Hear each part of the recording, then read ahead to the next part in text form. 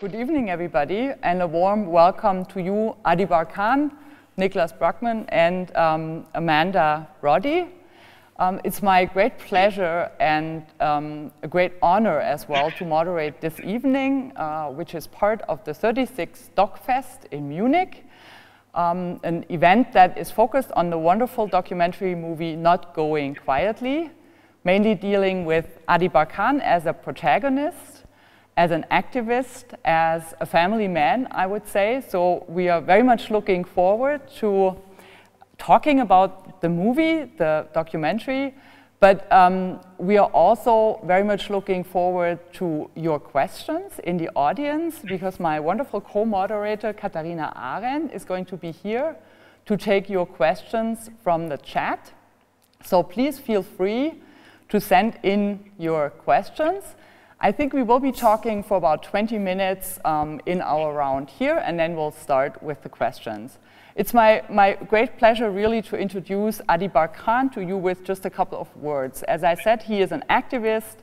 He's actually a lawyer. He has studied at Columbia University and has been an activist, an organizer. He's nominated, or he was nominated, one of the 100 most influential Americans last year, according to Time magazine.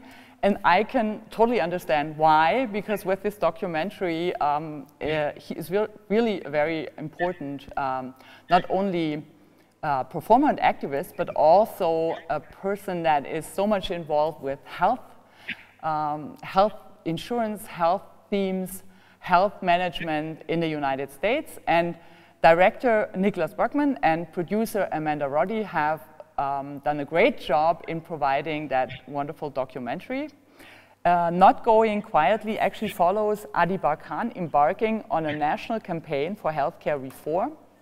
The film has received outstanding reviews and was called a shot of pure inspiration, an unusually moving political documentary, and a heartbreaking story, which is all true. And I have to say that I expected to see a very personal story, Adi, but what I actually watched is both a personal story full of humor and tragedy, but also a very public performance of a political activist, a political movement, and a community, I would say. And I think that the documentary is a very rare source and a very special documentary. And there's so many levels to the documentary, the personal story, but also the activism, the political movement, that I would like to start with a personal, actually, and ask you, Adi, how are you today? How have you, Rachel, Carl, and also Willow, who somehow are all protagonists as well, and we see one in the back at the moment. I think Carl is right there behind you. How have you been over the last year? How are you and your closest family members actually dealing with the COVID pandemic? Adi. Thanks very much for including this film in your festival and hosting this event with us. We're all very lucky to be safe, but it has been a scary time. 3 of my caregivers got coronavirus, as well as our nanny, and because I required 24-hour care, we couldn't fully lock down. At the same time, because I have full-time home care, I get to live at home and interact with my family every day. But I am the exception in this case. Here in the United States, we have not figured out how to provide health care to our people. We have a complicated patchwork system where health care is tied to employment. Private health insurance companies wield massive political power, and so despite the broad public support for a single-payer system as other wealthy countries around the world have it, U.S. healthcare runs as a for-profit system. At the start of the pandemic, 87 million Americans were uninsured or underinsured, meaning healthcare was inaccessible even among those who possessed insurance. Around 22 million Americans lost their job due to the pandemic, and as a result, millions also lost their health care during this time. Even good health insurance does not cover the full-time care that living with ALS requires.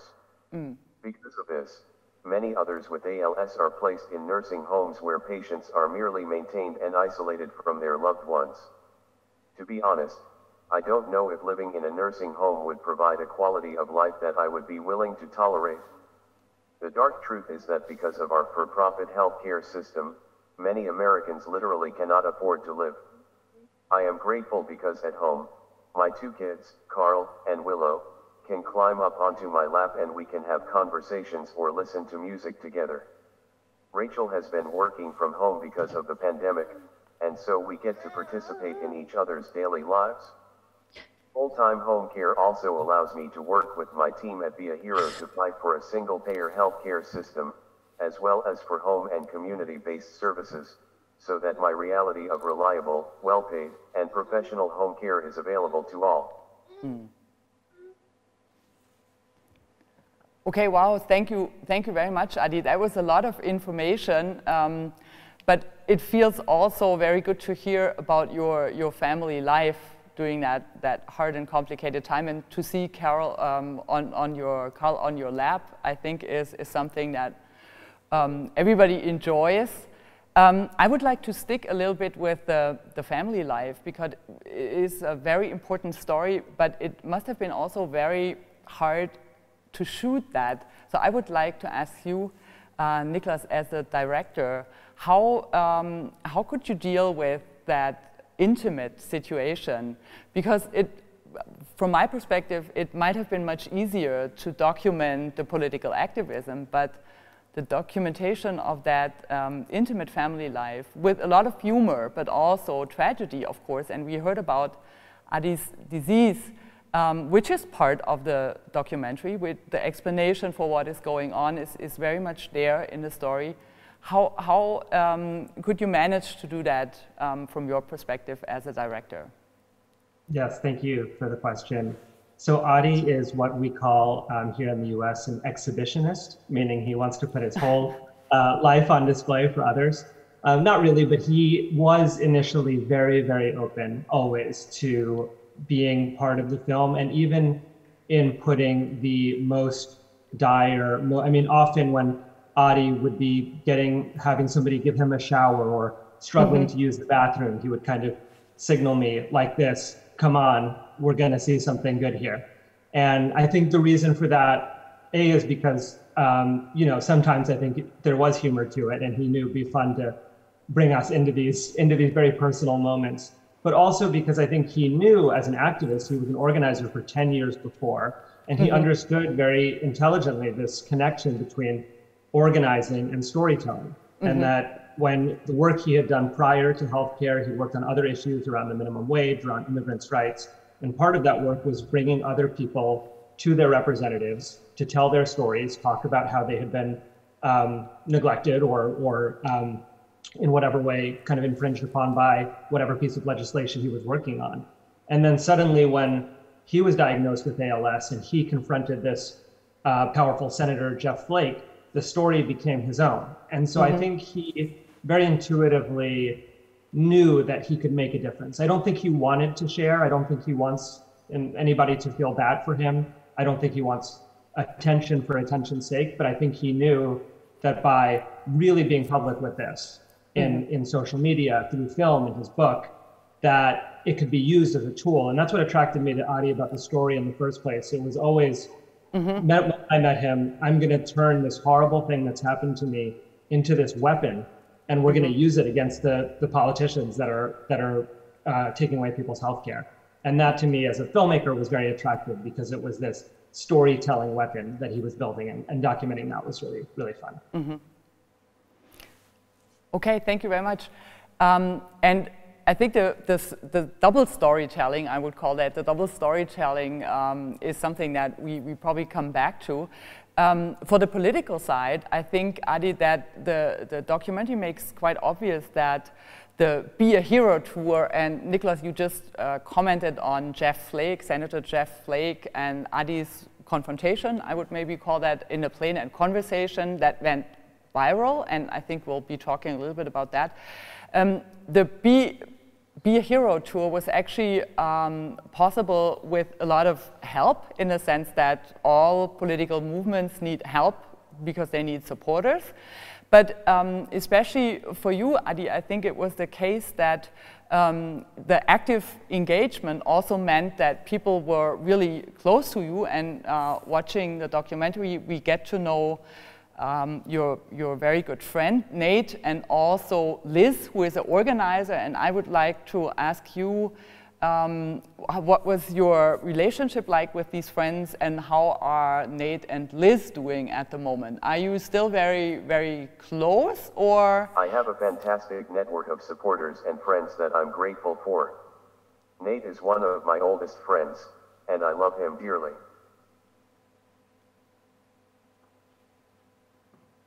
Okay.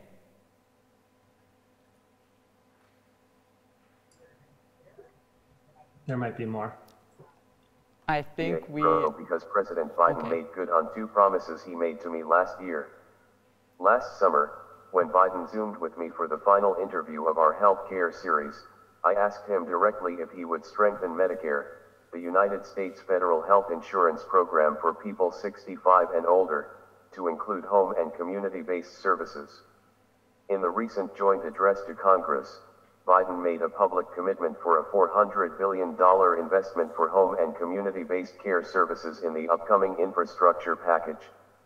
In that same interview, I asked President Biden that if the U.S. discovers a vaccine first, if he would ensure that no patents stand in the way of other countries mass-producing coronavirus vaccines. And last week, the White House announced that they would support the waiver of intellectual property protections for coronavirus vaccines. Both these efforts were won in large part due to the collective pressure mounted from everyday Americans who demanded that our elected officials keep us safe. In this pandemic, millions of families around the world are grieving because of one stray cough, one brief mistake, one unfortunate moment. Waiving the patents is not only the morally necessary choice, but the logically clear one. We need as many people in the world to get vaccinated, because the longer coronavirus exists, the more variants we'll see. Inevitably, as the coronavirus lingers, we'll begin to see vaccine-resistant variants. Right now, only Europe stands in the way of reaching the necessary consensus at the World Trade Organization to waive the vaccine patents. Germany is the key decider on whether or not billions of people around the world will be able to get vaccinated. According to the WHO, nearly 700,000 new cases were reported in the last 24 hours. We are still in the thick of the pandemic, and we need collective action to bring about its end. Join me and call on your leaders today to waive vaccine patents, because ultimately, no one is safe until all of us are safe. Okay, thank you very much, Ady. I have the feeling that's also a little bit of the answer to my fourth question that I sent you, and maybe I have to explain to the audience how we organized this, that I sent you my question in written language and that you were able to prepare them, which is great because we can hear your electronic voice. And that was actually another question I sent to you, Ady, because over the time that the documentary covered, your health situation changed very much, and one of the aspects was that you lost your voice, which is really, for a political activist, and a very stressful situation, especially for you with the health condition, but also for an activist, because using your voice is something that makes political activism authentic, right? And because it is such a strong element, the emotional aspect of moving people, motivating others to support your causes, I would like to come back to that element of the voice and ask if you think that the voice of a political activist has to be authentic, or if it can be substituted in a certain way by the supporters that you, in your case, actually had. Losing my natural voice was a singularly devastating experience, because even when growing up, I leapt at opportunities where I could use my voice, in both activism and in art. By high school, I was involved in theater, speech, and debate, and journalism. I was even named Opinion Czar by my high school newspaper, a title I will defend forever. I often talk about the paradox of my situation. As I lost my natural voice, more people have heard my message. As I've lost the ability to walk, more people have followed in my footsteps. My natural voice may be gone, but my authentic voice has never left me. My eye gaze technology allows me to communicate, but it's not without its own challenges. There are hundreds of things I want to say every day that I just can't get out there. It's horrendous, and yet I am grateful for the tech, because my voice has only grown more powerful over the years as I've built coalitions to advocate for a single-payer healthcare system. So to answer your question, I believe the essence of political activism is the hope we create for ourselves in imagining our collective liberation, and the discipline we pour into making sure that we realize this other world, together. Thanks. So actually the voice, your natural voice, but also the voice of the supporters is or has obviously been a very strong instrument for this, for your political causes and goals. I would like to ask Nicholas and Amanda, because the documentary is also special in that there has been a lot of recording in a personal setting. We talked about that already in your beautiful house with flowers out in the garden, on the Be a Hero tour with the RV. Some of the scenes very American, I would say, barbecuing with friends. But there's also a lot of social media, and the starting of the Be a Hero tour on that plane is actually included in a way that the viewers see how the whole thing goes viral. So I would like to ask Amanda and Nicholas why or how they came up with using these different ways of documenting what is going on actually. Yeah, it's an important question actually, because a huge part of the tour was creating these targeted political ads that they would release on social media to grab a lot of people's attention and really start building the movement. And a lot of that too was Liz Jaff's vision, who would get all of us together to make videos at every single stop. And while we were making the documentary, we were also working in two different capacities, where one, we were helping them to make these political ads along the way, as well as going over time and filming with them to capture some of the behind the scenes of the political strategy, as well as actually capturing and then releasing and editing those videos. And we had an editor working full time in our RV, which was accompanying Ady's RV. And he was working like crazy hours to pump out those videos alongside their team. So it was really their brilliance and vision in terms of how they released those videos online and started to build a community. But a lot of the messaging was targeted around Ady's story and how and the work that he was doing to get people aware of the midterm elections that were coming up in 2018, encouraging them to get out and get active and vote. And why they should be outraged in a lot of circumstances, and why they should be motivated to vote, because it was important in terms of preserving our democracy. And then it was also about empowering other people to kind of copy that model, showing people that we all have our own stories and we all are affected by certain policies. And if you choose to use your story, it could be one of the most powerful tools you have in order to affect change. So that was I think the model they were putting out there, and a lot of people picked it up, and I think a lot of people felt empowered and excited about actually being able to kind of, you know, stand in their power and take back some of their power. So that's what they did, and it was really cool to watch that, and it was great to make videos alongside them and capture the behind the scenes, which you see in the documentary.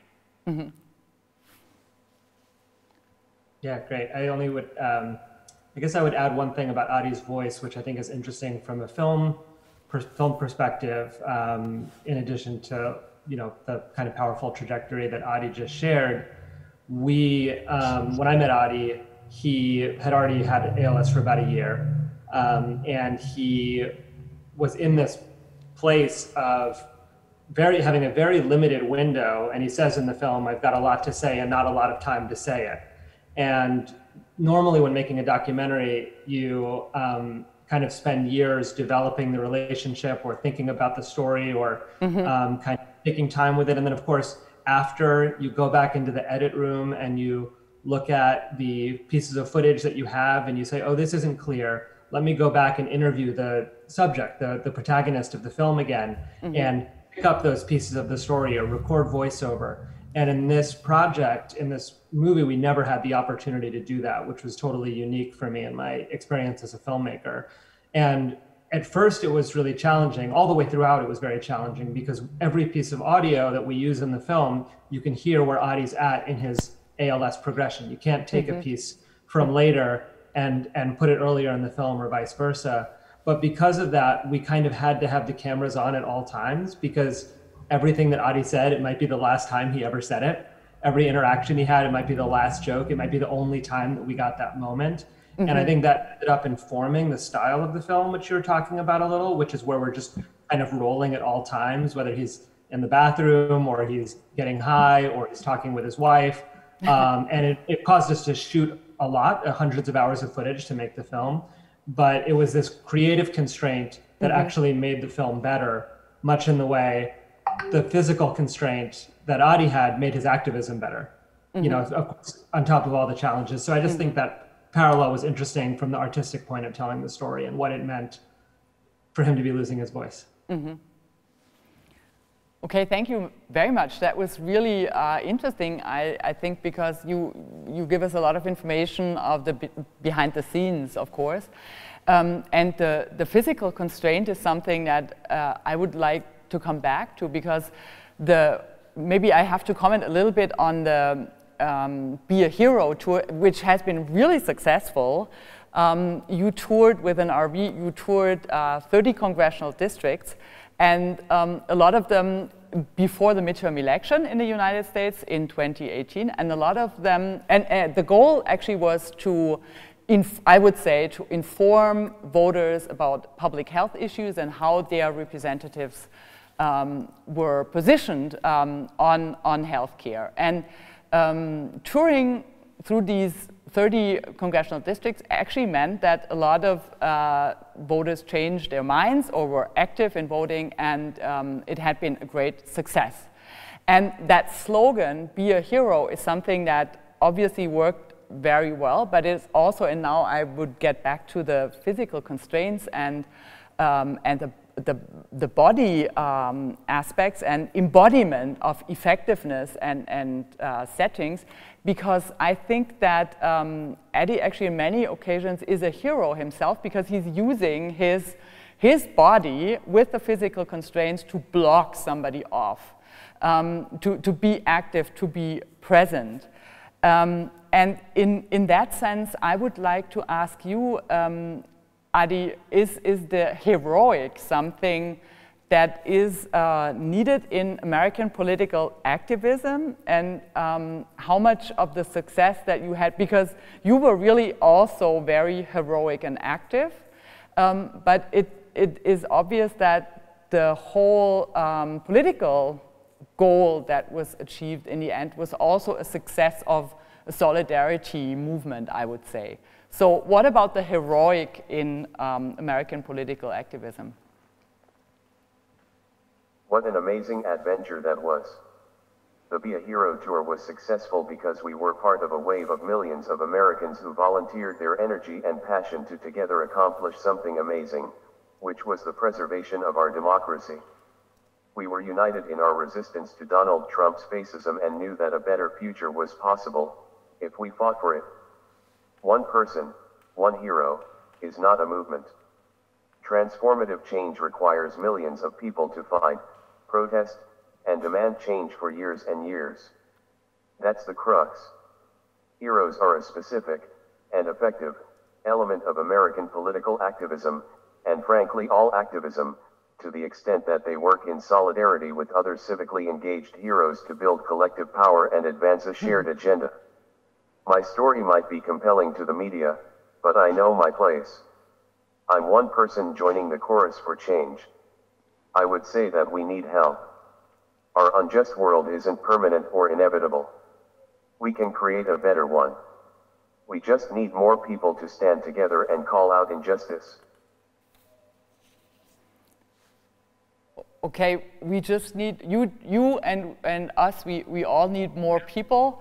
I think that is an important aspect. Another important aspect that has changed since the documentary was made is that the presidential election took place last year, and with President Biden, and you already commented on some of the most recent developments. I think that some of what you mentioned as your goals in the documentary were achieved in the sense that there's a chance now. So Ady, what do you expect of President Biden and his administration, especially during the global COVID crisis? What I expect of President Biden and what I want his administration to accomplish are different, but I'm going to answer the latter. The COVID-19 crisis has magnified the injustices in our country and world, so what I hope from President Biden is transformative, systemic change toward a society where everyone is guaranteed good health care, affordable housing, a clean, sustainable environment, a good job with a decent wage, and free education from birth through college. Millions of Americans lost their jobs during the pandemic, and with it their ability to access health care. We desperately need a future in the United States in which health care is not a benefit of employment, but a guaranteed human right. I believe President Biden can make universal health care possible, and I will not stop calling on him to do so until everyone in America has access to care. Okay. Thank you very much. A lot of expectations. Some of them, President Biden has been called, from a German perspective, a social reformer with what he proposed already. So I think there is a lot of hope in that administration over the next 2 years. I would like to ask Nicholas, in directing and shooting the imagery, were you, because I think hope is an essential element of the documentary, were you very much focused on that element of hope, or is it just something that comes natural because of the beautiful things that we see, also the goals that are achieved, the many people that are enthusiastic, that are motivated? Or was hope actually something that you wanted to portray in a certain sense with your directing of the documentary? Well, we were definitely following Ady's lead in finding hope in an otherwise very dark situation, namely ALS. But of course, the parallel between ALS and what was happening in our government during the Trump administration and is continuing to, with the obstruction from Republicans and all the challenges that we face globally with the pandemic. And so it was really important. I think Ady led the way with a sense of humor that provides that hope throughout. It's sort of his weapon against the darkness, politically and personally, of what was happening. And so it was really important for me for humor to be kind of guiding light for the film. But in terms of all of the developments that you talk about in the narrative and the political narrative of the film, none of those we knew would happen or could have expected. In fact, most of what happened in the film and what we were fighting against was a series of losses. In the film is about first fighting against the tax bill, which was going to cut into healthcare, and the activists lose that fight. Then the next fight is against the Supreme Court Justice Brett Kavanaugh, who's very conservative justice here. They lose that fight. Then there's the midterms, and it's a small victory, and we recognize that. But I think what the film shows and what Ady's story shows is that each of these fights, each one informs the next. Ady talked about being part of a lineage of freedom fighters and activists in the United States who didn't always win their battles, but passed the torch to the next one.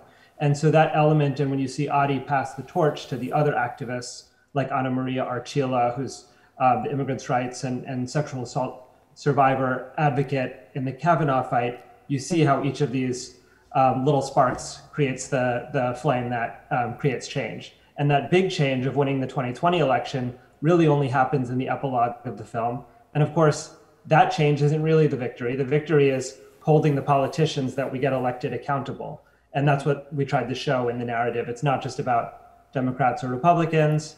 It's about creating strong social movements that will hold those leaders to account once they're elected. And I hope that's what we really wanted the film to be, a call to action. I think Ady's whole life in many ways and what's happened to him, you can't watch it without feeling like you need to do something, whatever that is in your life. And so that's how I felt getting to know Ady and making this film. And I hope the movie conveys that to others. Mm-hmm. Okay, thanks.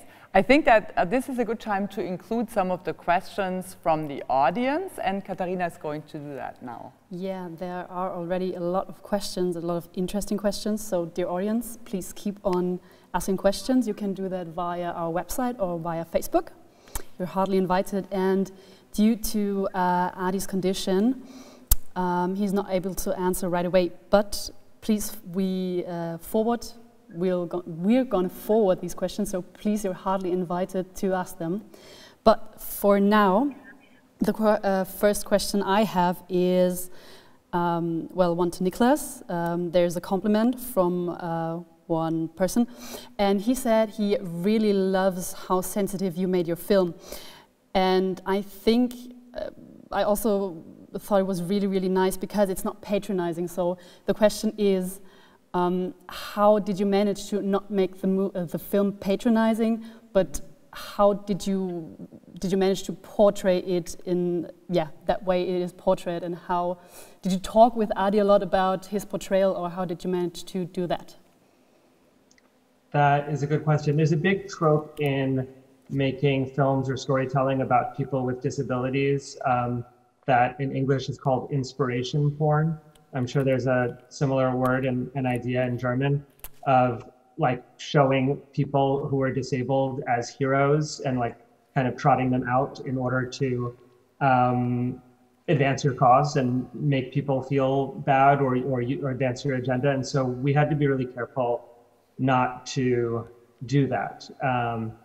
And again, I don't think it was anything in the direction of the film that made that possible. It was being really, really, really honest and asking Ady to be really honest about his life and showing him curse and showing him get high and showing the real person that he was, which was not, you know, always this perfect, flawless guy so that you see right now before you. So that, I think, was the approach, was just being authentic in the storytelling. I don't know, Amanda, do you have any other thoughts about that? I muted myself. Yeah, I think a lot of it is just, you know, it's a portrait of a balanced human being. And I think it's important because to show elements of who Ady is that people could see themselves in as well. So I think that we had to strike a balance between all of the incredible work that he did and does and continues to do with a lot of the difficult moments too that he has to endure with his medical condition, and balancing that out with, you know, him being a father and, you know, being an incredible father, but also struggling with his, you know, declining physical condition and what that means for him in relationship to his kids, and how he kind of evolves to see his relationship with them differently over the course of the film. And I think all of that is important just to showing the scope of a full human being and their own personal journey. And I think that's what we really tried to do in this film, because that's real and that's honest. And I think everyone can see themselves in parts of that story too, because we all deal with beautiful moments, and we all deal with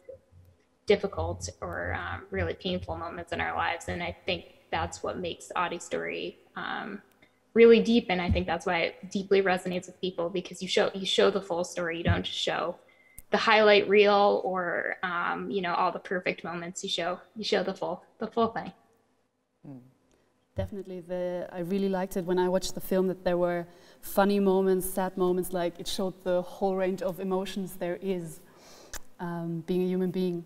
But Nicholas and Amanda, have there been like challenging parts for you? I'm sure there were challenging parts. What was challenging for you when making the film? Well, emotionally, getting close to Ady and telling the story was difficult, as it is, seeing anybody that you love or care about go through a disease as difficult as ALS. And that wasn't something that I necessarily expected setting out to do. I kind of came in a little bit dispassionately and journalistically, but of course, that objectivity faded away as I got to know Ady and see what he was going through. And so that was really challenging to make the film. And of course, the issues around his voice and not being able to come back and edit the story later or fix it later was really, really hard. And the last piece, I think, has been, and this relates to this humor and hope that's in the film, has really been to market and tell people before they see the film that this is a story of joy and resilience and laughter and hope. The arc of the film is this incredible road trip across the United States, and takes this classic idea of the buddy movie, of the road movie, going on the road, except in this case, it's not just to have a good time, although they do that, it's to change America. And so I think the biggest challenge is helping people understand what this film is about at its core, that it's actually not a film about ALS, it's not a film about somebody dying, it's not a film about a tragedy, it's a story of hope, as you said. So that's something that we are continuing to think about as we release the film more widely. Yeah, that's great. I think similar to what Nick had mentioned earlier, just the sense of time, I think kind of was like looming while we were making the film, especially because while Ady was losing his voice, it was difficult not to recognize and be totally cognizant of that. Anytime he was giving an interview to us or was allowing us to capture a verite scene between him and his family, it could have been a private moment, or it could have been a moment that, he was able to chat with someone else or do the work that's so meaningful to him. And so I think, as a filmmaker and capturing a verite film, it's a pretty invasive process and requires a lot of work, requires a lot of time, all of which Ady gave to us at a time where he had limited time left. And I think that definitely weighed heavily on us, and it was definitely something that we had to figure out and strike a balance with. But I do think that, as Nick had mentioned earlier too, that it helped us hone in on the story a little bit earlier on and be a little bit more careful in terms of what we chose to capture.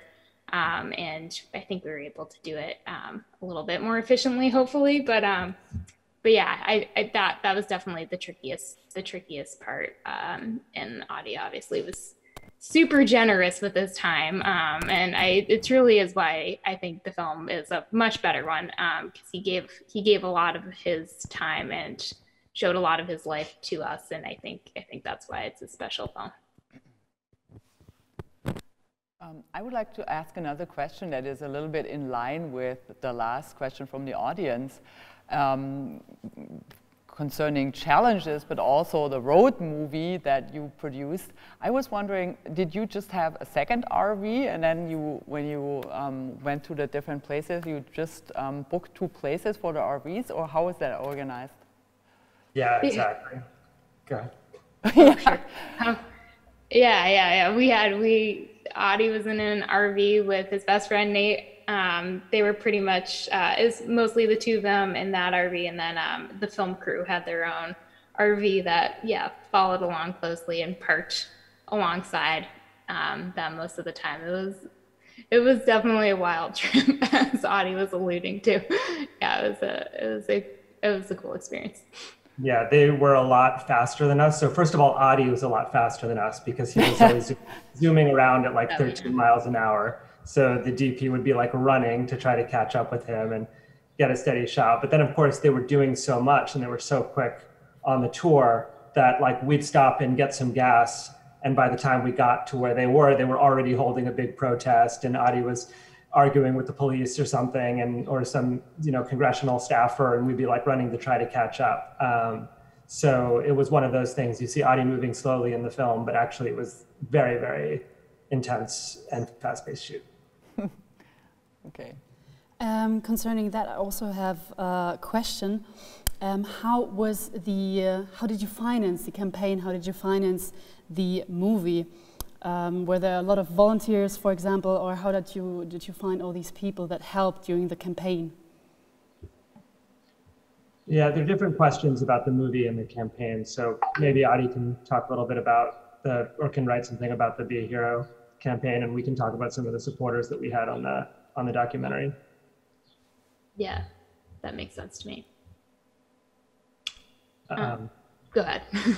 Yeah, well, we were very lucky in that we had a lot of executive producers on the film. We had some film finance in the United States is very hard. I'm sure you've heard this from your other documentary colleagues and past filmmakers in the US, where we don't have some of the same ecosystem for funding that the European system has. There's a lot of state funds in Germany, for example. I'm sure there are issues around those as well. But in the US, there's very limited public funding for documentary film. And so this film was financed entirely privately.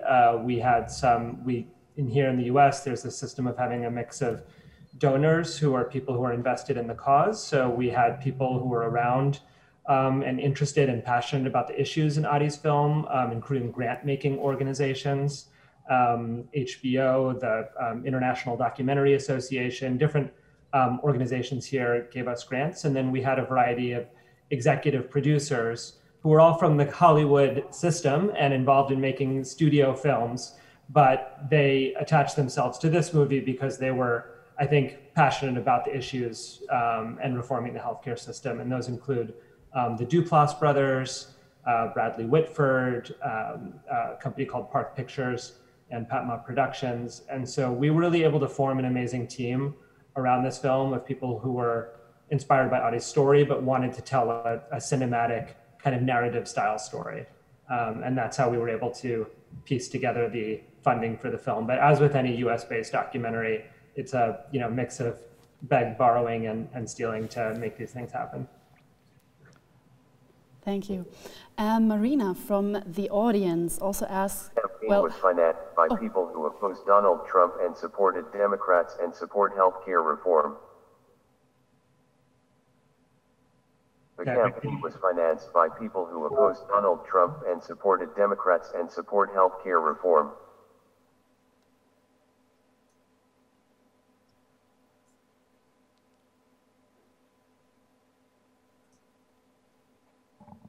Great. I stepped over him as he's saying, answering who Be a Hero was funded by, the campaign.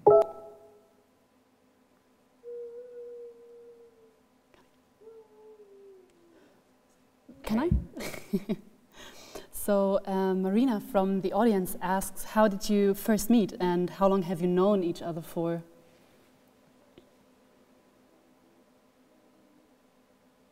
So we met Ady in 2018, in February of 2018. And the way was that I was connected to Liz Jaff, who you asked about earlier. And Liz needed to make a political film, a short film, about the campaign that they were launching. And at our production company, we make short films for all kinds of social justice causes, for the Black Lives Matter movement, for Greenpeace and environmental causes. And so we were introduced with the idea of making a very short digital video. But then, of course, immediately upon meeting Ady, realized that there was this feature-length film to come. And that was the beginning of a very long journey of about 3 years making the film. Thank you. What also was very interesting, and what I also found very interesting, you talked about it already, it was the aspect of the voice. How did you, the first scene is Ady narrating, or his computer narrating what he wanted to say. How, can you elaborate a bit further on the importance of the voice, and did you two talk a lot about that? So did you intentionally plan with making him narrate the story? That's what I found was what was in the movie. I found that he was narrating the story. Yeah, that's a really great question. I think at the beginning, we didn't intend to have him kind of like do a bookend narration of the film, which is what the film does currently.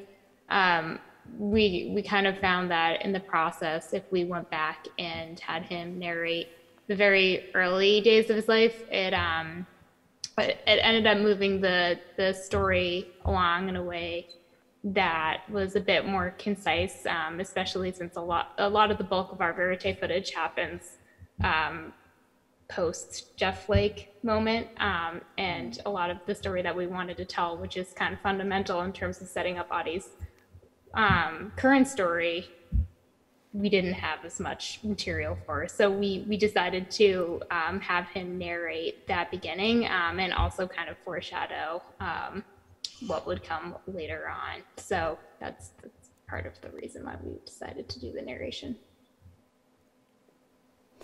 Related to, this is also the question from Anna. She assumed that the video towards the beginning, in which Ady said he can't sleep because he just learned he has ALS, was something he recorded himself. She would like to know why he did that. I think that's a really great question, and one that I think Ady could also probably answer better than us. From our perspective, I think part of it was as like a bit of a time capsule for him to kind of remember at that point in his life. And we were super lucky because that enabled us to have a really incredible view into what was going on in his mind at the time. And in the film, it serves a very powerful purpose, and it's a very powerful moment. But I will, I'll let him chime in too in terms of why he decided to capture those moments. I'll give him a minute.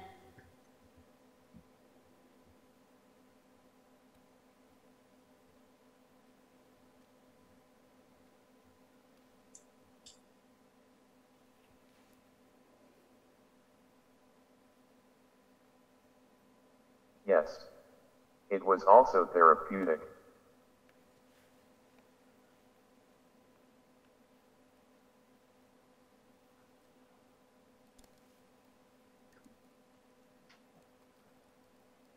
Ady actually captured many, many days of those videos for months after his original diagnosis. But we wanted the movie really to begin with how the diagnosis launches the next part of his life. So that was one of the things that was very difficult for us to leave on the cutting room floor, was seeing him reckon in real time and process that diagnosis. And yeah. I would like to ask a question that is personal for you two, I think, Niklas and Amanda. I would like to ask you how you think you have been influenced by producing this film with Ady, maybe on a personal level also, because we have been talking about the procedural aspects of it, but have you been personally influenced by Ady as well? I definitely have been. My life's changed quite a bit since I first met Ady.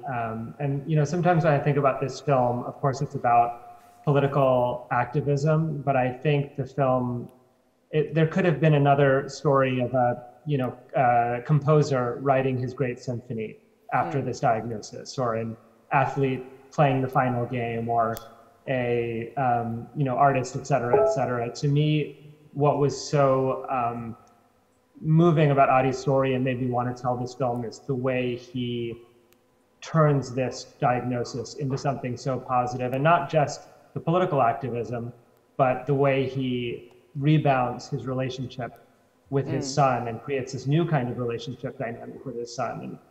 And I shared this earlier with Ady that I had my first son a couple months ago, exact same time as this movie came out. And I, for many years, did not want to be a dad. I thought that I would not be a good dad because I'm so focused on my career and business and other things. And my father, I had issues with growing up, as I'm sure many of us did. And then I saw Ady doing it for years with no physical body, with no voice, building this bond and watching Carl grow to love Ady over years. And and seeing that relationship develop in real time. We spent hundreds of hours filming Ady and Carl together. And that to me was really incredibly moving. And I think influenced my feelings about family, not just about politics. Mm-hmm. Thanks. Yeah. Yeah, I think the question truly overwhelms me because the amount in which Ady has influenced me and, you know, being around him and the people who he's chosen to surround himself with, it's honestly hard for me to like even sum it up concisely, but I think at the core it's probably like, you know, how do you choose to spend your time and what does it mean to have a life that's well lived, and I think what I've learned most from him is just like life, it's what's really important is like the people who you surround yourself with, how you care for other people and that care that you get back and how to receive it. And I think you know, that, you know, finding your purpose in life has a lot to do with, you know, finding work and being around people who are meaningful to you and taking care of them. And that's something that he's always done. And I've always admired the fact that he's chosen a career and a life for himself where he truly has, or at least he said he's had no regrets, because he's just, tried to make other people's lives better. And that's something that I really aspire to do, you know, in my own life and career, and hope to emulate that. And I think I just feel so lucky that, you know, my job has basically been to learn from him and help tell his story. And that has been such a huge gift for me. And I think I'll definitely be processing this experience for the rest of my life. So it was hugely influential, and I'm very grateful. Thank you. There's also a question from Lizzo, and she says, thank you for this great film. And she gives props to Ady for his great taste in t-shirts, by the way. And she is curious about how was the film received, and were you already able to tour with it? What are the next plans for the film for the upcoming months? Yeah, it's been really well received so far. Thank you for that question and compliment on Ady's fashion choices. The movie premiered at the South by Southwest Film Festival in the US, and of course premiered, I kind of put in quotes only because it wasn't that real experience of being in the theater that we're all used to. It was actually supposed to premiere at Tribeca Film Festival last year, and then we had this experience, which again, turning the bad into the good, we used that year and the time during the coronavirus pandemic to continue working on the film and shaping it into the version that you all just saw. And so this is our first time showing the film internationally, but the film will be released in theaters in the US, which we're incredibly excited about, on August 13th. We'll be announcing that soon. It will be on public television in the US, and it will also be released internationally on a new platform from Vice Media called Vice World News, which we will have information to share on soon. And so despite the pandemic and setback, people are really, I think, connecting to the film, and we're really grateful for that. And it's been a very, very tough time to get movies out, and probably a very tough time to program a documentary festival. And we're just really grateful to everybody at DOK Munich for persevering through all of this. I know that the situation in Germany is not great at the moment either. So I think there's a lot of global solidarity now around the movie making experience, and of course every other kind of artistic and connected experience. So yeah, that's the journey we are on right now. And I do wish we could be in Munich, as it was always a dream of mine. I've heard great things about the festival for many years. So next time. Okay, very excited what's to come. Another question, which is a bit more on the personal level, especially for you, Nicholas. I was wondering if there were moments for you, as we've seen in the film, that it got very challenging from time to time. Were there moments where you thought about, okay, I want to talk to Ady about stopping this campaign or stopping what he's doing, the activism, because I see how challenging it is. Also, it's very powerful, it's empowering, it is great for him. Were there moments where I said, I don't know how this is evolving? No, I don't think so. Ady was always pushing us harder and pushing everybody around him to go harder. And that dynamic is part of what the film is about. And I certainly never wanted to slow him down. He's like a star, burning bright, burning fast, and we wanted to let him be him. Obviously, there were times we were very worried for him. There's times where I had to help carry him to another room and couldn't film. There was a time where Amanda was with him filming when he got very, very sick and had to be taken to the hospital, and it was a true emergency that we were witnessing, and couldn't be treated like a film shoot anymore. So of course, I think as a documentary filmmaker, you have to make ethical choices. And I think about this a lot with this film, and I'm sure it's something we all contend with as documentary makers is does the ultimate impact this movie going to make merit the choice that I'm making right now as this experience unfolds in real time? And I think Ady as well, tend to take this opinion that getting this story out, whether it's his own activism, capturing this confrontation with this police officer and this Republican and whatever, no matter how dicey it is, it's fucking worth it because we're gonna change so many people's lives, we're gonna change so many people's minds. I kind of got into that mode making this film, and so was very aggressive about being in the room where things happened. But then when things happen that are real personal crises and health matters came up as they did on this film, I think we all had to take that step back and think about what was happening in the moment. I'm curious to hear what Ady and Amanda have to say about that as well, because they were there. Yeah, I think it's a good point, and I think ultimately it was always Ady's decision too, whether or not the show would continue on or whether or not it was time to pull back. So we, like Nick was saying, I think we always deferred to him because he was in charge in terms of whether or not filming would continue or would not continue. It was definitely his choice, and he kept everyone going like Nick said, far longer than we necessarily intended, but it was all for the best. Yeah, there were a couple of times where Ady, shut it down, and I think for the protection of his kind of family and for the moment where it was just enough, and there was multiple cameras around. But yeah, I don't know, Ady, when was it too much? Well, thanks a lot.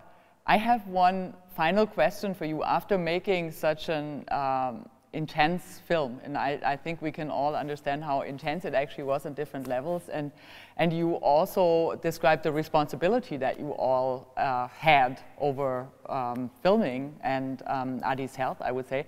But after finishing that project, how could you focus on something new, and what was it that you focused on, or is there a new project that you're doing? And I would like to ask Niklas, Amanda, and maybe also Ady, if you have a moment to just share with us your next project. I think it would be wonderful.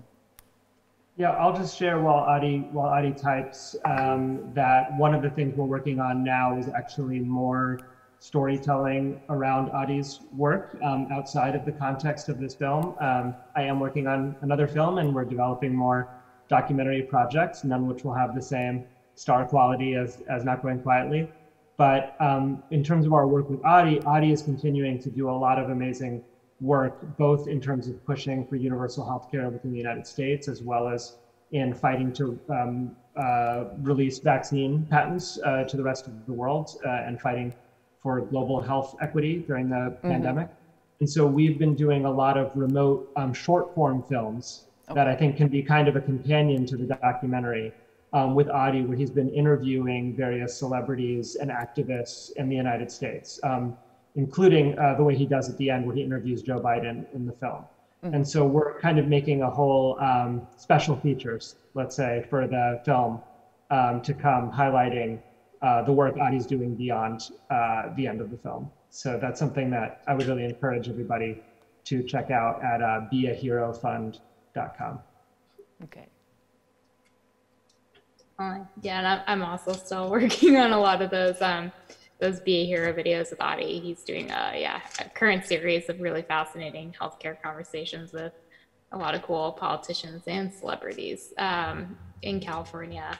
which have been really fun to produce as well. Okay. Give Ady the Yeah. final My word. project is that my son Carl turns 5 years old in a few weeks, and I want to buy him a basketball hoop. Oh yeah. Okay. Did you guys get that?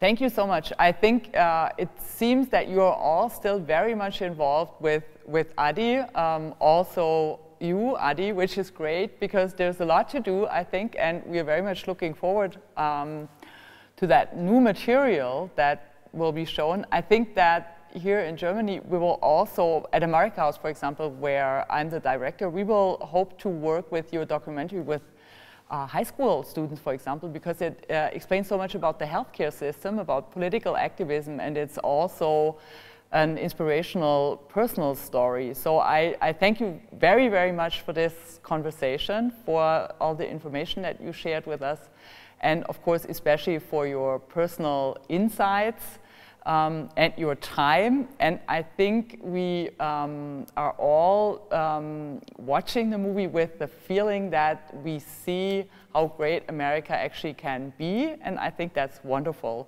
because there's so much solidarity, community in your documentary and a lot of heroes that we can focus on. So I hope that all of our audience has seen the movie at least once, the documentary, and might also over the next 2 days, I think, watch it again with family and friends, because I think it is a great documentary for all different ages as well. That's because there are some protagonists that are quite young, like Carl.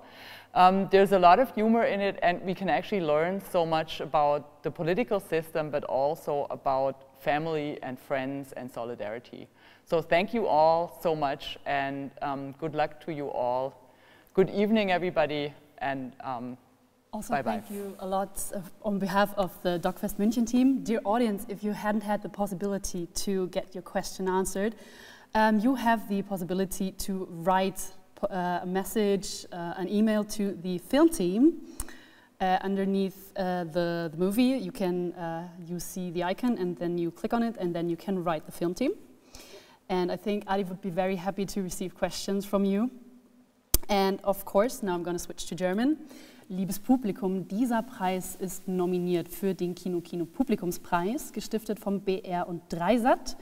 Und über diesen können Sie nach dem Film abstimmen. Und wir freuen uns sehr. Vielen lieben Dank fürs Zuschauen und Dasein.